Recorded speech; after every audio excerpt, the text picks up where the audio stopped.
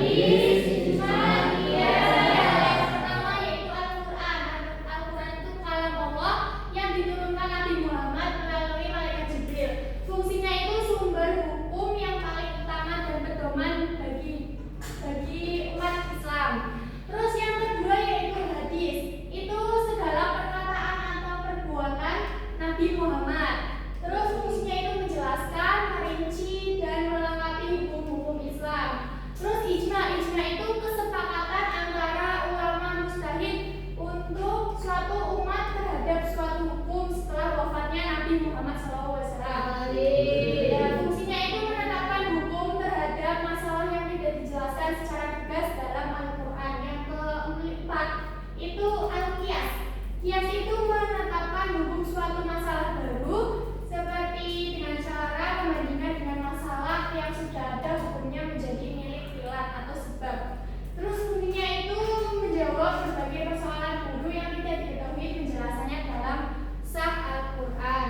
Selanjutnya ada dua contoh penerapan usul fikih. Yang pertama yaitu jual beli online dan yang kedua itu penggunaan uang elektronik atau e-wallet. Ada yang tahu e-wallet itu apa? Tahu apa? Iya, pintar. Nah, kalau jual beli online kan kamu sering ya, kalian sering ya beli di online. Itu ya itu masalah itu apakah jual beli online itu boleh menurut Islam? Boleh ya. Terus metodenya itu menggunakan metode apa?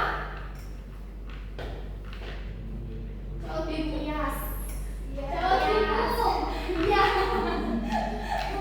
Terus sebab hukumnya itu adanya akad, ada penjual, pembeli, barang, barang, dan kerelaan kedua pihak.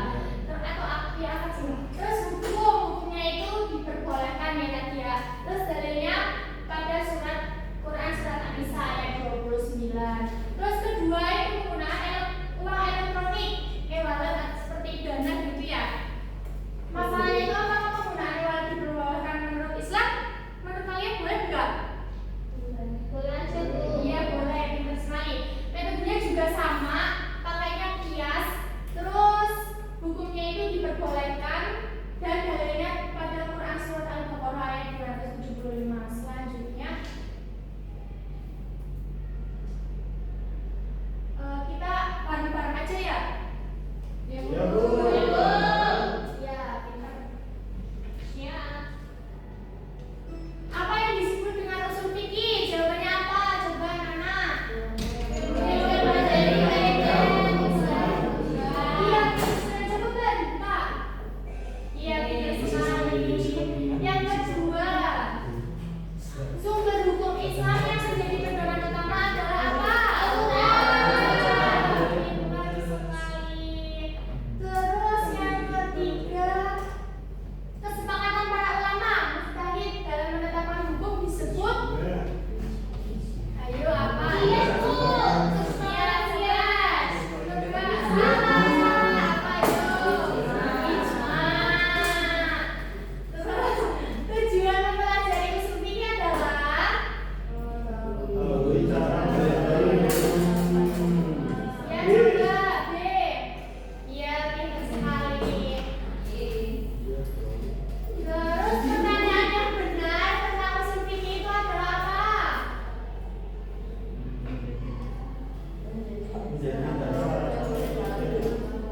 Ya coba, Kak. Ya pintar sekali anak-anak. Nah, Ibu akan memberikan tugas nanti dikumpulin ya. Tugas kelompok 2 kelompok aja. Ada studi kasus. Kasih waktu 10 menit aja nanti langsung maju. Siap. Udah ya, udah selesai? Masih diskusi ini. Oh ya, bentar tunggu 1 menit lagi. Udah? Udah, silakan. Kelompok 1 maju sama kelompok 2. Semuanya maju semua. Ini studi kasus dibaca gak Bu? Iya, dibaca.